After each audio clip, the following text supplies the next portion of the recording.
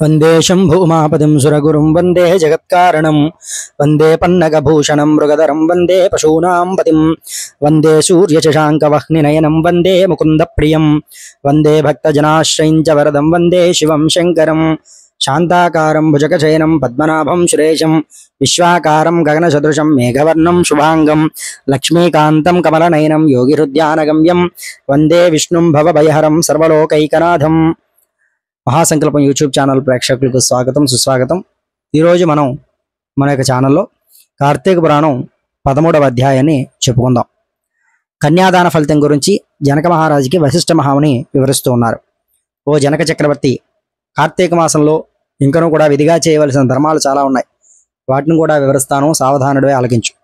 కార్తీక మాసంలో నదీ స్నానం ముఖ్యం, దానికంటే ఒక పేద బ్రాహ్మణ కుమారుడికి ఉపనయనం చేయటం ముఖ్యం।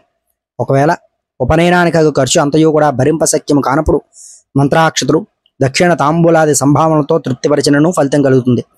ఈ విధంగా ఒక పేద బ్రాహ్మణుడికి ఉపనయనం చేసిన ఎడల ఎంతటి మహాపాపాలను కూడా చేసినను, ఎంతటి దుష్కృతములు చేసి ఉన్నను, ఎంతటి వ్యభిచారం చేసి ఉన్నను ఆ పాపాలన్నీ కూడా పోతాయి। ఎన్ని నూతులు తటాకములు తవ్వించినను పైన చెప్పినట్టుగా ఒక బ్రాహ్మణ బాలుకుడికి ఉపనయనం చేసినందువల్ల వచ్చే ఫలితముకు సరితూగవు। అంతకన్నా ముఖ్యమైనది కన్యాదానము।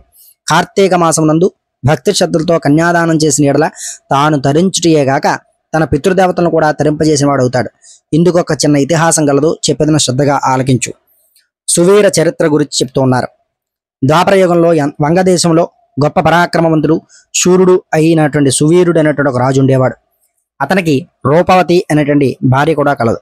ఒకనాడు సువీరుడు శత్రురాజులచే ఓడింపబడిన వాడై భార్యతో అరణ్యానికి పారిపోయి ధనహీనుడై నర్మదా నదీ తీరం నందు ఒక పర్ణశాలను నిర్మించుకుని కంద మూల ఫలాదులు భక్షిస్తూ కాలము గడుపుతూ ఉండేవాడు। కొన్ని రోజులకు అతని భార్య ఒక బాలికను కంది। ఆ బిడ్డను అతి గారాభంతో పెంచుచున్నారు। క్షత్రియ వంశంలో జన్మించిన ఆ బాలికకు ఆహారాది సదుపాయములు సరిగ్గా లేనప్పటికీ శుక్లపక్ష చంద్రుడి వల్లే దినదినాభివృద్ధి చెందుతూ ఉన్నది। అతి గారాభంతో పెరుగుతోంది। అయితే ఆమె చూచేవారికి కనుల పండుగగా ముద్దులకు మాటలతో చాలా ముచ్చటగా ఉంది। రోజులు గడిచే కొద్దీ బాలికకు నిండు యవ్వనం దిశరాగా ఒక దినమున వానప్రస్థుని కుమారుడు ఆ బాలికను గావించి ఆమె అందచందములకు భరోసడై ఆ బాలికను తనకిచ్చి పెండ్లి చేయమని ఆ రాజును కోరాడు।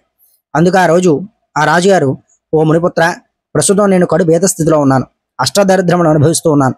మా కష్టములు తొలగించుటకు గాను నాకు కొంత ధనాన్ని ఇచ్చిన ఎడల నా కుమార్తెనిచ్చి పెండ్లి చేస్తానని చెప్పగా తన చేతిలో రాగి పైసా అయినను లేనప్పటికీ బాలిక పైనున్న మక్కువతో ఆ మునికుమారుడు నర్మదా నదీ తీరమున కుబేరుని గూర్చి ఘోర తపమాచరించి కుబేరుణ్ణి మెప్పించి ధనపాత్ర సంపాదించాడు।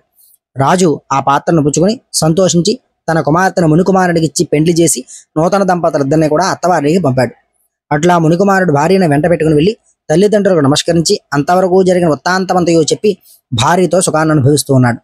సువీరుడు మునికుమారుడికి ఇచ్చిన ధనపాత్రను తీసుకుని స్వేచ్ఛగా ఖర్చు పెట్టుచు భార్యతో సుఖంగా ఉన్నాడు। అట్లు కొంతకాలం జరిగిన తర్వాత ఆ రాజు భార్యావిని మరొక బాలికను కంది।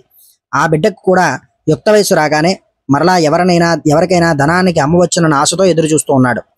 ఒకనొక సాధుఈశ్వరుడు తపతీ నదీ తీరం నుండి నర్మదా నదీ తీరానికి స్నానార్థమై వచ్చుతూ దారిలో ఉన్న సువీరుని కలుసుకుని, ఓయి నీవెవడు, నీ ముఖవర్చస్సు చూస్తే రాజవంశానికి జన్మించిన వాళ్ళెవరే ఉన్నావు, నీవి అరణ్యమునందు భార్యాబిడ్డలతో నివసించడం గల కారణం ఏమిటి అని ప్రశ్నించగా సువీరుడు, మహానుభావ, నేను వంగదేశమును వెళ్ళేటువంటి సువీరుడు అనేటువంటి రాజును, నా రాజ్యమును శత్రువులు ఆక్రమించి చేత భార్యాసమేతంగా ఎడవలో నివసిస్తూ ఉన్నాను।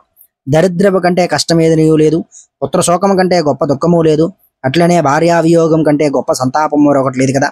అందుచేత రాజ్యభ్రష్టుడైనందువల్ల ఈ కారడవులోనే సుఖంగా బ్రతుకుతూ ఉన్నాను। నాకిద్దరు కుమార్తెలు, అందులో మొదటి కుమార్తెను ఒక పుత్రునికిచ్చి వాని వద్ద కొంత ధనాన్ని పుచ్చుకుంటుని దానితోనే ఇంతవరకు కూడా కాలక్షేపం చేస్తూ ఉన్నాను అని చెప్పగా, ఓ రాజా, నీవెంతటి దరిద్రుడైనను ధర్మసూక్ష్మం ఆలోచింపక కన్య నమ్ముకుంటివా?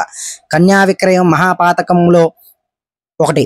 కన్యను విక్రయించిన వారు అసీపత్రవనం అనేటువంటి నరకాన్ని అనుభవిస్తారు।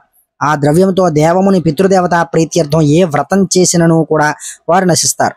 అదీను కాక కన్యా విక్రయం చేసిన వారికి పితృదేవతలు పుత్ర సంతానం కలగకుండా శపిస్తారు।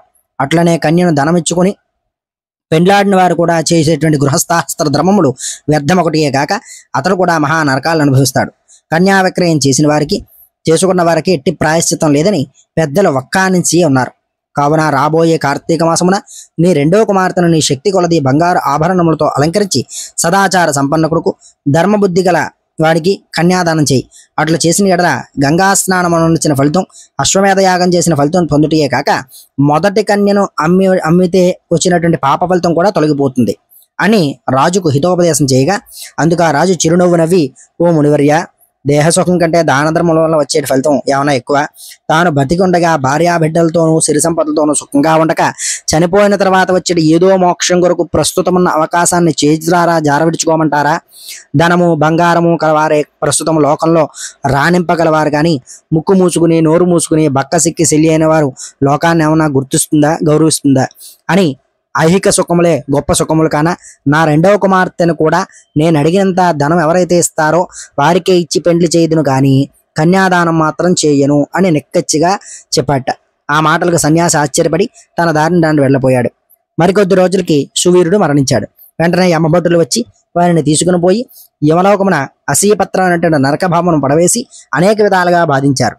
సువీరుని పూర్వీకుడైనటువంటి శృతకీర్తి అనేటువంటి రాజు ధర్మయుక్తంగా ప్రజలను పాలించి ధర్మాత్ముడే మృతి చెందిన పిమ్మట స్వర్గమందు సర్వసౌఖ్యాలు సుఖాలు కూడా అనుభవిస్తూ ఉన్నాడు.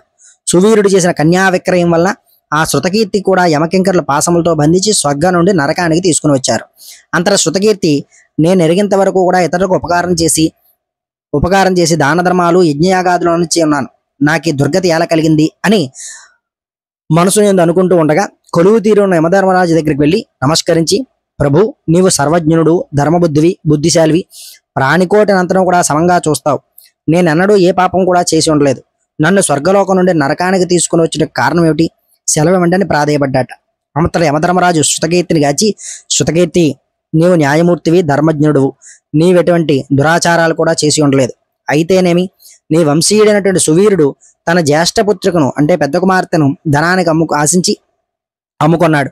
కన్య నమ్ముకునే వారి పూర్వీకులు ఇటు 3 తరాల వారు అటు 3 తరాల వారును ఎంతటి రెట్టింపు పుణ్యాత్ములైనను నరకం అనుభవించుటయే కాక నీచ జన్మను ఎత్తవలసి వస్తుంది. నీవు పుణ్యాత్ముడివైనను ధర్మాత్ముడివనియు నేను ఎరుగుదును. కానీ నీకొక ఉపాయం చెప్తాను. నీ వంశీయుడైనటువంటి సువీరునికు మరి ఒక కుమార్తె కలదు. ఆమె నర్మదా నదీ తీరాన తన తల్లి వద్ద పెరుగుతున్నది. నా ఆశీర్వాదం వల్ల నీవు మానవ శరీరం దాల్చి అచ్చటికి వెళ్ళి ఆ కన్యను వేద పండితుడును శీలవంతుడకు ఒక విప్రుడికి కార్తీక మాసంలో సాలంకృతంగా కన్యాదానం చేయించు. అట్లు చేసిన ఎడల నీవు నీ పూర్వీకులు సువీరుడు మీ పితృగణములు కూడా స్వర్గానికి ఎగుతారు. కార్తీక మాసంలో సాలంకృత కన్యాదానం చేసిన వాడు మహాపుణ్యాత్ముడవుతాడు. పుత్రికా సంతానం లేనివారు తమ ద్రవ్యంతో కన్యాదానం చేయించినను లేక విధి విధానంగా ఆబోతుకు వివాహం అనర్చినను కన్యాదానం ఫలితం అవుతుంది. కనుక నీవు వెంటనే భూలోకానికి వెళ్ళి నేను తెలిసినట్టుగా చేసితేనేమి ఆ ధర్మ కార్యం వలన నీ పితృగణం తరుస్తుంది, పోయిరమ్ము అని పలికాట.